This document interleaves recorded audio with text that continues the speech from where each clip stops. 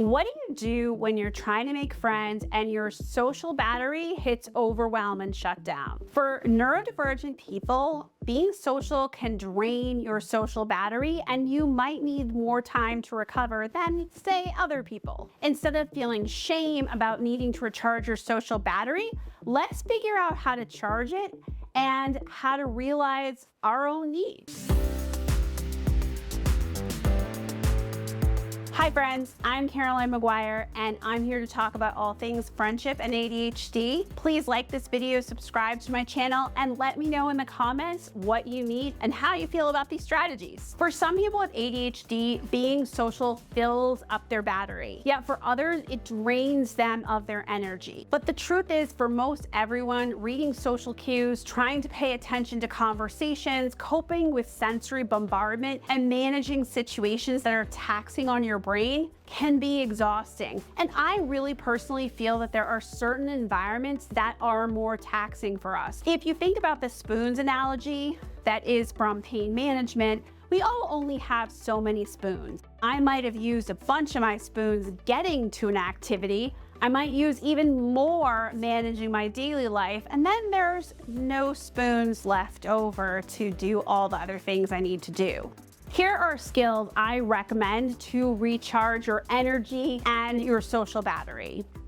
1, know what recharges your battery. The key here is knowing yourself, and I know everyone is different. What charges your battery and what drains your social battery is going to be different than mine. Do you feel better after spending time alone, with a pet, out in nature? Do you feel more energized after listening to a podcast, reading a book, binge watching your favorite show?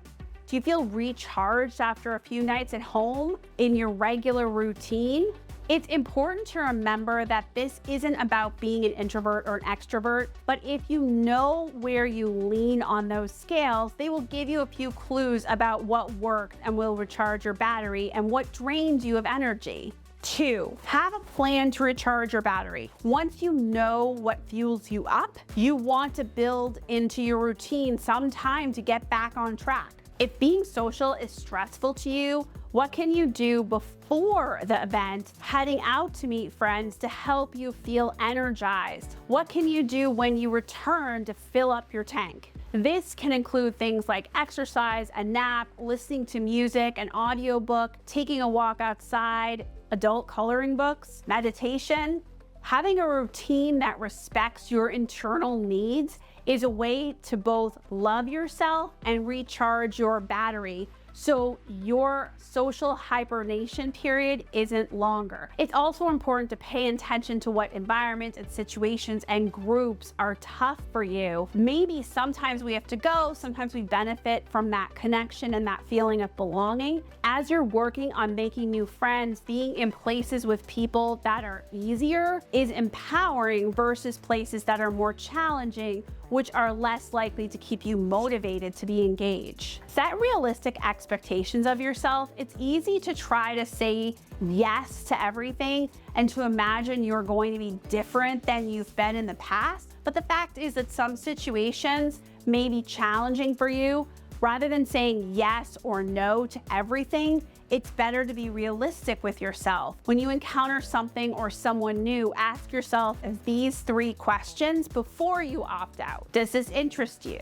Do you want to do this activity? Does this serve your personal goals? When you get a yes, you know that the person or activity matches your personal goals. Offer an alternative. Don't feel like you have to accept every social offer sent your way. If you were to accept everything, it would be really draining. Rather than cocooning away and not taking part at all, propose an alternative. If you know that an environment is difficult to navigate and that it's going to push all your sensory buttons, is that the best place to be social? Where else can you get together? Is there another activity that works? Weigh out the benefits and offer an alternative plan. Protect yourself. If you must go somewhere that is triggering, draining, maybe not the best environment, Perhaps arrive with a buddy or arrive later or earlier so that you're not locked into the whole event. I have a whole video on exit strategies that can help here. Take steps to protect yourself with lessening auditory triggers with earphones and seats out of the fray, and maybe going at a time that has less traffic so that you prevent feeling really overwhelmed. We all need to drain our social battery once in a while, but for many of us who are neurodivergent, we drain it so much all the time that there's nothing left. And then we're kind of left in a feast or famine cycle. I hope these tips help you sort of end that cycle and recharge your social battery before and after things. Thank you to everyone who stayed till the end, and let me know in the comments what you need. Bye, friends.